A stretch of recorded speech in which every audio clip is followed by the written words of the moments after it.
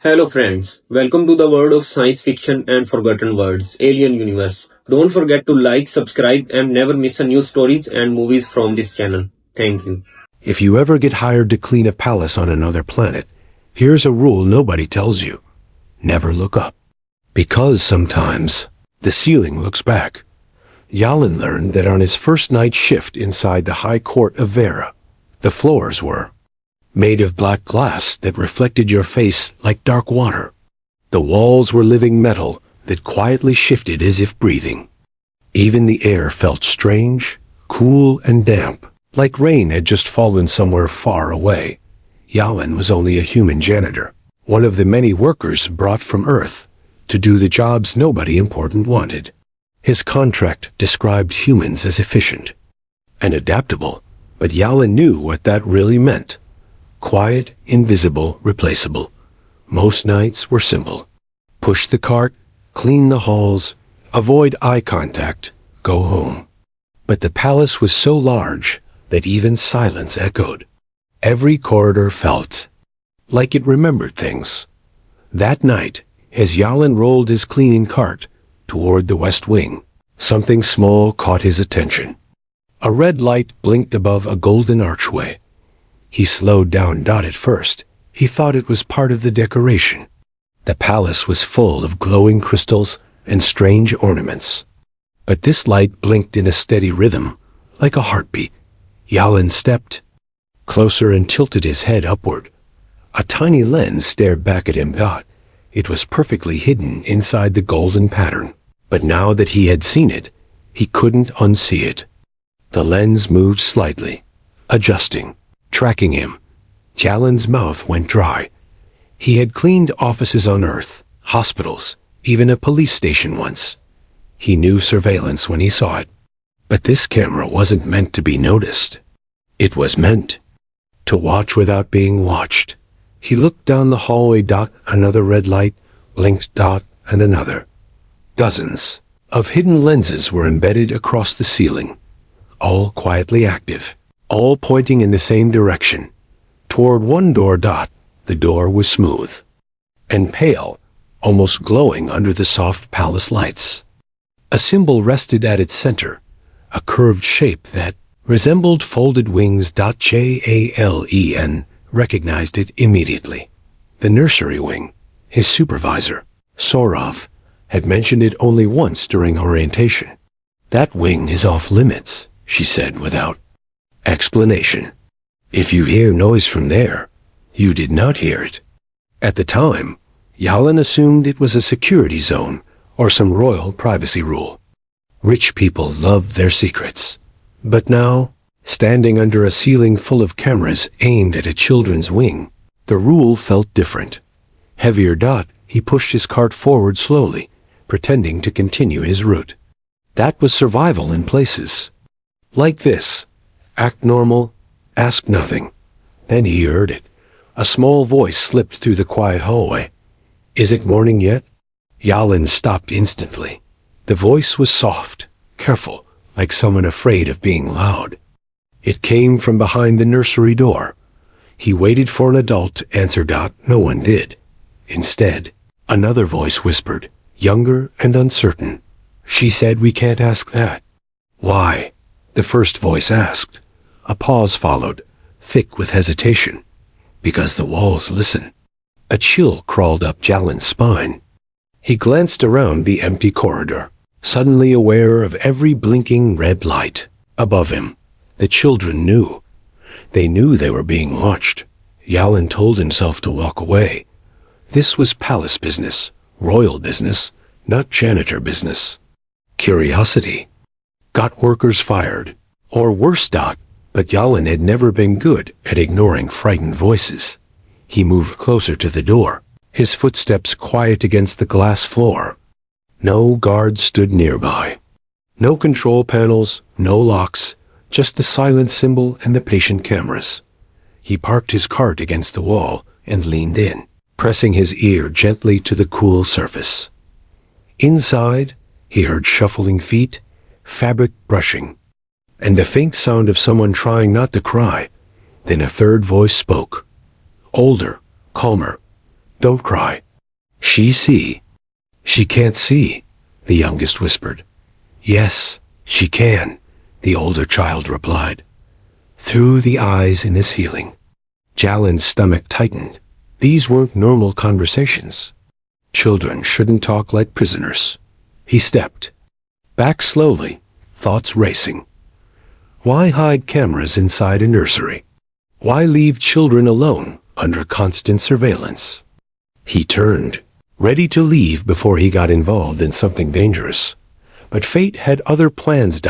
As he grabbed his cart handle, one wheel bumped the metal wall with a sharp clink that echoed down the hallway.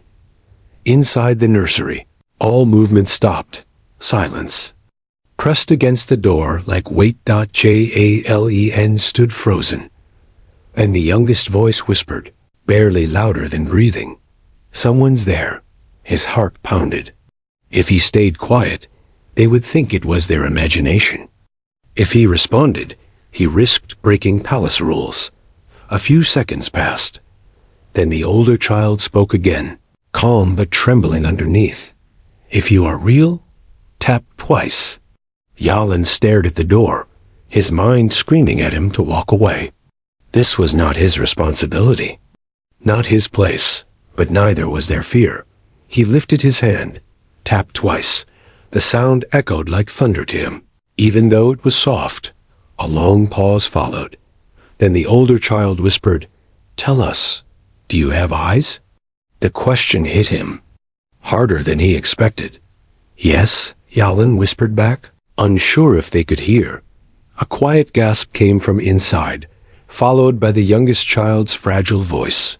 "Please, can we borrow them?" Yalen blinked, stunned by the words, borrow his eyes? Before he could process it, something changed above him. Every red light in the ceiling shifted at once. Lenses rotating with mechanical precision. Now they all pointed directly at him. The air filled with a soft hum, and a voice flowed from hidden speakers, gentle yet cold enough to stop his breathing. "Human maintenance unit, identify your purpose." In the nursery corridor, Yalen slowly turned toward the far end of the hallway. The lights dimmed, stretching shadows across the floor. And within that darkness, something tall began walking toward him. The palace lights brightened just enough to reveal her. Commander Thraya. Even Yalen, a janitor who kept his head down, recognized the Empress's chief security officer. Thraya was Varen, tall, silver-skinned, with eyes that shimmered like liquid metal. Her uniform carried no decorations. Yet everyone in the palace feared her more than generals. She stopped a few steps away, studying Yalen like he was an unfamiliar object. "You were assigned to the lower sanitation grid tonight," Thraya said calmly. Her voice was soft, but it carried the weight of command. Yalen swallowed. "Changed, Commander. A system reroute." Thraya tilted her head slightly, as if listening to something only she could hear. Yalen remembered the cameras, the sensors, the invisible systems feeding her information. "There was no reroute," she replied. The hallway felt smaller. Yalen forced a nervous smile. "Then maybe I took a wrong turn." Behind him, the nursery door remained silent. Too silent. He wondered if the children were listening, holding their breath just like him. Thraya's metallic eyes drifted past him to the door, then up to the cameras, then back to Yalen. "You paused here for 3 minutes and 42 seconds, she said. "Why?" Jalen's heart raced. Lying to palace security was dangerous. Telling the truth might be worse. "I heard something," he admitted carefully. "What did you hear?" He hesitated. A faint shuffle sounded from inside the nursery. Thraya's gaze sharpened. Yalen realized something important in that moment. She hadn't heard the children. Or maybe she wasn't supposed to acknowledge them. "I thought I heard maintenance noise," Yalen said quickly. "Pipes, maybe." Thraya stared at him long enough for doubt to feel like gravity. Then she stepped closer, her presence cold and precise. "The West Wing contains no exposed pipe systems," she said. Jalen's pulse hammered in his ears. Inside the nursery, a small object fell with a soft thud. Thraya's eyes flicked to the door again. Jalen reacted without thinking. He knocked his bucket over. Water spilled across the glass floor with a loud splash. "Oh, sorry," Jalen blurted, crouching immediately and grabbing towels. Clumsy human. The distraction worked. Thraya's attention shifted to the mess spreading across the corridor. For a few seconds, the only sound was water sliding over glass. Jalen wiped quickly, buying time, hoping the children understood what he had done. When he looked up again, Thraya was still watching him, but something in her expression had changed. Not suspicion, calculation. "You will clean the spill," she said. "Then you will return to your assigned sector." "Yes, Commander." She turned to leave, then paused. "One more thing, human. The nursery wing is under direct Imperial observation. Curiosity here is unhealthy." Then she walked away, her footsteps fading into the vast palace. Jalen stayed crouched until the corridor fell completely silent. Only then did he breathe. The cameras above him slowly rotated back to their original positions, as if satisfied. Jalen finished wiping the floor, his hands shaking slightly. He should leave now. That was the smart choice, the safe choice. But the memory of that small voice lingered. "Can we borrow them?" he whispered. For a moment, nothing happened. Then 2 gentle taps sounded from the other side. Relief washed over him. "Yes," the older child whispered through the door. "Are you real?" Jalen stepped closer. "I think so." A faint giggle came from inside, quickly hushed. "We thought you were another sensor," the youngest said. Jalen frowned. "Sensor?" "The things that pretend to be voices," the middle child explained. "They test us." Jalen felt a knot form in his chest. He asked softly. 3, the older child replied. "We are the heirs." The word echoed in Jalen's mind. Heirs. Royal heirs. "Yes," the child answered. Jalen leaned back against the wall, stunned. The most powerful ruler in this star system kept her own children locked inside a monitored nursery. "Why can't you come out?" he asked. A pause followed. "Because we cannot see," the youngest said simply. Jalen closed his eyes for a second. Blind. The Empress's heirs were blind.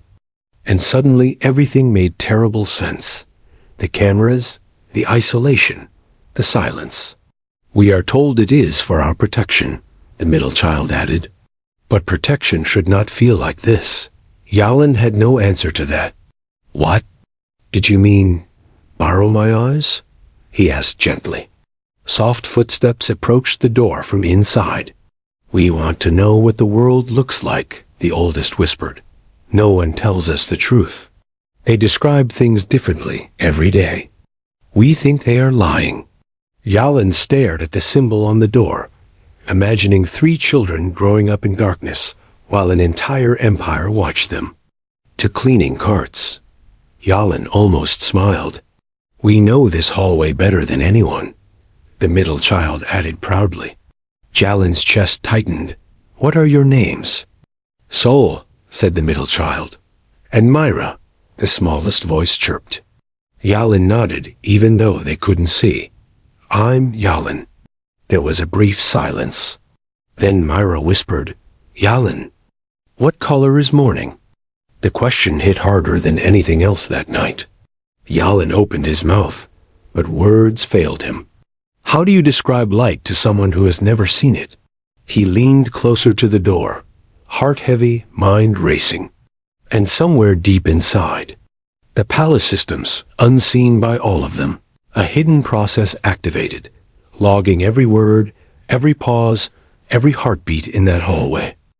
Jalen rested his forehead lightly against the nursery door, searching for words that felt big enough to carry something as simple as morning. "It's warm," he said slowly. "Not like heat. More like when you stand near a window and feel safe without knowing why. Inside, he heard the children shift closer. It starts dark, he continued. Then the sky turns soft. Like the air is waking up. Colors spread quietly, first pale, then brighter, until everything feels new again. Myra's voice floated through the door. What is a color? Yalin blinked. Of course, that question was coming. He exhaled carefully. A color is how light feels to your eyes. Blue is calm, like deep water. Green feels alive, like leaves moving in wind. Gold feels warm, like laughter.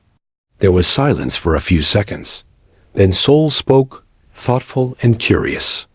So colors are emotions you can see? Yalin smiled faintly. Yeah, that's a good way to say it. Inside the nursery, something soft brushed the door, maybe small hands resting where he stood. We try to imagine things, Lyra said quietly. But imagination is lonely when you cannot check if you are right. Jalen's chest tightened again. These weren't children complaining about toys or lessons. They were children trying to understand existence without sight. Does the palace look beautiful? Mira asked. Dache Alian looked down the endless corridor. Polished floors, glowing walls, perfect symmetry. It looks impressive, he admitted, but not beautiful. Why? Soul asked. Because it feels empty. A hush followed his answer. Lyra spoke after a moment. We think so too. No, Lyra replied. We were born here. Jalen's heart skipped. Born here? But you're the heirs, he said.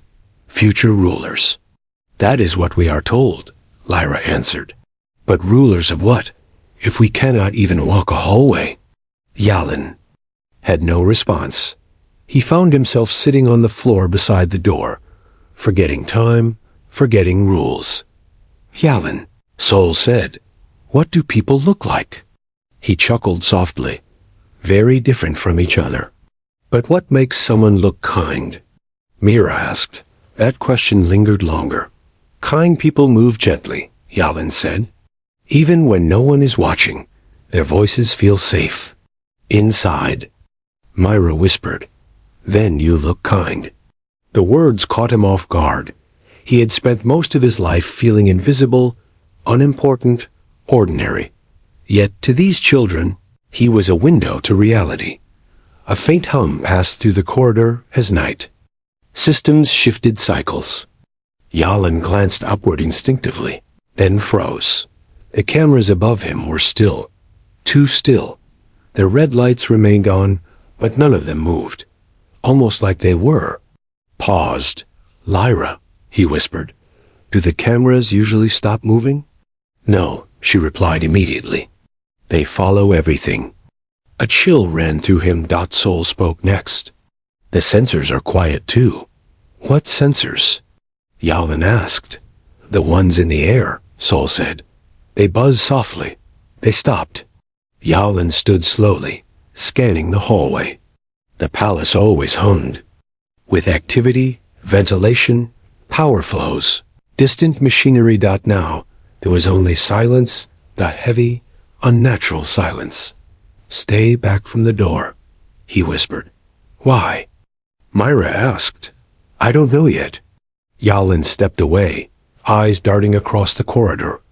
Then the lights flickered once, twice, and went dim. A low vibration rolled through the floor, subtle but unmistakable. Inside the nursery, the children grew. Tense. Yalin? Myra whispered. I'm here. Lyra's voice dropped to a hush. This has never happened before. The vibration deepened, followed by a distant metallic echo somewhere far within the palace structure. Jalen's mind raced. Power failure? System update? Security lockdown? Then the speakers crackled softly. A voice emerged, not cold like the automated systems, not sharp like Commander Aria. This voice sounded tired. Unit Yalin. He stiffened. It was the Empress. Her voice was unmistakable, calm, controlled.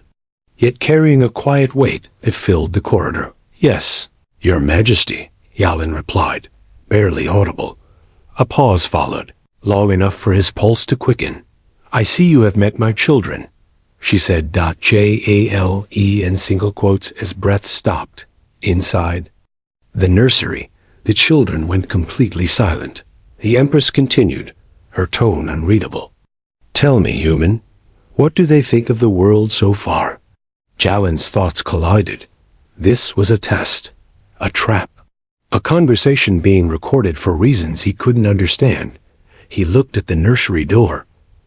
"They think it's lonely," he answered honestly. Silence stretched across the corridor, longer than before. Then, the Empress asked something unexpected. "And what do you think?" Yalin stared at the dark hallway, at the motionless cameras, at the door hiding 3 children who had never seen light. "I think," he said quietly, "they deserve more than observation." Another pause, the kind that changes futures. Inside the nursery, Mira whispered his name like a prayer. The speakers remained quiet for several seconds. Then the Empress spoke again, softer than before. "Continue your shift, Yalin." The connection ended. Lights slowly returned to normal brightness. The cameras resumed their gentle movements. The hum of palace systems filled the air once more, like nothing had happened. Yalin stood there, stunned. Behind the door, Lyra spoke carefully. What does her silence mean? Yalin didn't know. But deep inside the palace, far beyond the nursery wing, the Empress stood alone in a dark chamber, watching recordings of a human janitor describing sunrise. To her blind heirs, and for the first time in many years, she wasn't certain she had made the right choice. Yalin didn't sleep after that night. He finished his shift like a machine, pushing his cart through corridors he barely saw, replaying every word the Empress had spoken. Her voice hadn't carried anger. It hadn't carried approval either. It carried something worse. Doubt. For 3 days, Yalin avoided the nursery wing, not because he wanted to, but because every instinct told him the palace was watching him more closely now. Guards lingered longer in corridors. Cleaning routes changed without explanation. Even other workers spoke less when he passed. But on the 4th night, his schedule returned to the West Wing. And so did his heartbeat. The hallway looked the same. Polished floors, glowing walls, silent cameras. Yet everything felt heavier, like the air itself was waiting. Yalin approached the nursery door, slowly. Before he could speak, 3 gentle taps came from inside. Relief washed over him. "You came back," Mira whispered. Soul spoke next, excitement barely contained. "We practiced imagining colors." "And?" Yalin asked. Lyra answered, thoughtful as always. "I think blue feels like listening." Yalin smiled softly. "That's actually perfect." For a few minutes, they talked again, about wind, oceans, laughter, and how rain sounds different depending on where you stand. Then Lyra's tone changed. "Yalin, can we ask you something important?" "Of course." "Why are there cameras in our room?" The question landed quietly, but its weight was immense. Yalin hesitated. "They are not only watching. They test things." Yalin straightened. "What do you mean?" Lyra inhaled slowly. "Sometimes sounds play that are not real. Voices we do not recognize. They ask questions while pretending to be staff." Mira added softly, "Sometimes the lights hum in patterns that make our heads hurt." A cold realization formed inside Yalin. This wasn't surveillance. It was research. "Lyra," he asked carefully, "has anyone ever explained your blindness?" A long silence followed. "No," she said. "We don't know." The hallway seemed to tilt beneath him. "What do you mean?" he whispered. Saul's voice trembled slightly. "Sometimes when I sleep, I see flashes, shapes, bright things. Then they disappear when I wake. Myra spoke next, frightened. I think I remember light. Jalen's breath caught. Lyra's voice was calm, but it carried something deeper, realization. We do not think we were born blind, Yalen. The words echoed in his mind, like a crack spreading through glass. Before he could respond, the cameras above him rotated. Downward again. But this time, they didn't stop at watching. A thin beam of pale light scanned across the door, then across Yalen. The nursery door clicked. Unlocked. Yalen froze. Yalen stared at the seam of the door, heart pounding so loudly he thought it might trigger alarms. No guards arrived. No voice spoke. Only the quiet invitation of an open lock. Yalen? Lyra asked. His hand hovered inches from the door. This was treason. Imperial violation. A mistake that could end his life. But behind that door were 3 children who might not be blind at all. Slowly, Yalen pushed. The door slid open without resistance. Warm air drifted out, carrying the faint scent of lavender. For the first time, Yalen saw the nursery. Except every surface held hidden lenses. And in the center of the room stood 3 small figures, facing his direction with unfocused eyes. Lyra stepped forward first, her expression calm but fragile. So this is you, she said. Yalen swallowed. Hi. Sol tilted his head. Mera clutched Lyra's hand. You are taller than I imagined, Sol said. Yalen almost laughed, but emotion tightened his throat. Then Lyra spoke words that changed everything. We know why the door opened. Yalen blinked. You do? Yes, she said quietly. Because she wants you to see. A soft sound filled the room. Not alarms, applause. Yalen turned sharply. A far wall shimmered, transforming into transparent glass. Behind it stood the Empress. Not alone. Scientists, guards, observers, an entire chamber watching. The Empress stepped forward, her expression unreadable yet deeply tired. Well done, Yalen, she said gently. Jalen's mind reeled. Past what? The Empress's gaze moved between him and the children. The empathy trial. Silence exploded in his ears. You see, she continued, my heirs were not born blind. Yalen felt the truth before she spoke it. We suppressed their sight, the Empress said. Myra gasped. Sol's grip tightened. Around Lyra's hand, Lyra didn't move. An empire cannot be ruled by power alone, the Empress said. It must be ruled by understanding. So my children were raised without sight. To learn trust, listening, imagination, dependence. Jalen's chest burned with disbelief. You experimented on them, he whispered. The Empress didn't deny it. They were never alone, she replied softly. They were surrounded by observation, guidance, protection. Lyra's voice broke through the silence, but never truth. The Empress flinched. Yalen stepped forward, anger rising. Why involve me? The Empress looked at him, not as a ruler, but as a mother. Because empathy cannot be taught by machines, she said. The realization hit Yalen fully. Every camera, every system pause, every conversation. They were never hidden. The Empress's voice softened. You described sunrise to them without knowing you were being tested. You protected them without reward. You chose connection over safety. Behind him, Mira whispered, We were an exam? Lyra squeezed her hand, but even she trembled now. The Empress stepped closer to the glass. No, she said gently. You were my hope.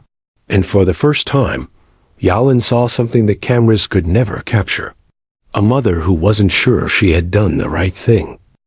Silence filled the nursery, but it was no longer the quiet of isolation. It was the silence that follows truth, heavy, fragile, impossible to ignore. Lyra stood motionless, absorbing the Empress's words. Saul's breathing was uneven. His hands curled into small fists. Myra clung to her sister, confused and frightened, in a way that no experiment could measure. Yalin felt anger, sadness, and something else tangled inside him. Understanding, the Empress stepped into the nursery. As the glass barrier dissolved behind her, without the wall between them, she seemed less like a ruler and more like a mother standing in a room she had not entered for years. Her voice, when she spoke, carried none of the authority the galaxy feared. "I wanted you to feel the world before seeing it," she said softly. "To know people by their voices, their choices, their kindness. Sight can deceive, power can isolate. I feared what you might become without empathy." Saul's voice trembled. "So you took our eyes?" "I paused them," the Empress corrected gently, though the distinction sounded hollow even to her. Myra whispered, "It felt like forever." The Empress's composure cracked for a brief second. "To me as well." Lyra finally spoke, calm but piercing. "You watched us feel alone." The Empress lowered her gaze. Yes, no defense. No justification. Just truth. Yalin realized something then. The most powerful person in the Empire was standing in front of 3 children, unable to explain her own choices. Power had not protected her from doubt. Lyra stepped forward slowly, guided by memory rather than sight. She stopped a few steps from her mother. "We learned many things," Lyra said. "We learned how footsteps reveal mood, how silence can mean fear, how laughter echoes differently when someone is pretending." The Empress listened without interrupting. "But the most important thing we learned," Lyra continued, "is that darkness feels smaller when someone sits beside you." Yalin felt Myra's hand slip into his. Lyra turned her face toward Yalin. "You were that someone." The words lingered in the room. The Empress followed Lyra's gaze to Yalin. There was gratitude there, but also regret, the kind that cannot be undone, only carried. "I believed observation could replace presence," the Empress said quietly. "I was wrong." She knelt, not as a ruler performing a gesture, but as a mother lowering herself to meet her children where they stood. "If you wish, the suppression ends tonight," she said. "You may see." The room seemed to hold its breath. Soul spoke first. Voice small. "Will it hurt?" "Only for a moment," the Empress replied. Myra squeezed Yalin's fingers. "Will you stay?" Yalin nodded immediately. "I'm not going anywhere." Lyra exhaled slowly, then gave the smallest nod. The Empress activated a control on her wrist. For a second, nothing happened. Then soft light filled the room, not from lamps, but from within the children themselves. Like sunrise breaking behind closed windows. Soul gasped. Myra whimpered. Lyra stood perfectly still as tears slid down her cheeks. Their eyes, long dormant, awakened. Color rushed in where darkness had lived. Shapes formed. Light danced. The world arrived all at once. Myra blinked rapidly, then looked up. Her gaze landed on Yalin. "You," she whispered, astonished. "You are real." Yalin laughed softly through his own tears. "Told you." Soul turned slowly, absorbing everything, walls, toys, light, space. "It's so big." He breathed. Lyra was last to move. Her eyes met her mother's. For a moment, neither spoke. Then Lyra stepped forward and wrapped her arms around the Empress. Not forgiveness. Not rejection. Just connection. And the Empress held her. Relief breaking through years of control. Jalen looked around the nursery. The cameras, the sensors, the silent witnesses to childhood lived in observation. They suddenly felt unnecessary. "Will they stay?" Yalin asked gently. The Empress followed his gaze upward. "No," she said. One by one, the red lights in the ceiling faded, not disabled by command, but dismissed by decision. Mira tugged Yalin's sleeve. Is this morning? Yalin glanced at the wide window as the distant star of Vera began to rise beyond the palace horizon, golden light spilling across the room. He smiled. Yes, this is morning. Mira watched the sunlight touch the floor. Like liquid gold. It feels warm, she said. Jale and chuckled softly. Not like heat. More like standing near a window and feeling safe without knowing why. Mira grinned. Lyra looked between Yalin and the Empress. We learned imagination. In darkness, she said. Now we learn truth in light. The Empress nodded, tears still unhidden. And I will learn beside you. Outside the nursery, the vast empire continued.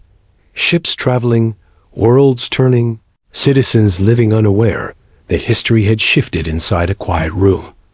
Because the future rulers of Vera had gained sight, and their mother had gained perspective. Jlen started toward the door, assuming his role in this story was finished. But Lyra called after him. Yalin. He turned. You helped us see before we had eyes, she said. So you will always belong here. Yalin felt something settle in his chest. Not pride, not achievement. Belonging. As the morning light filled the nursery and laughter replaced silence. The palace no longer felt like a place that watched. It felt like a place that finally saw.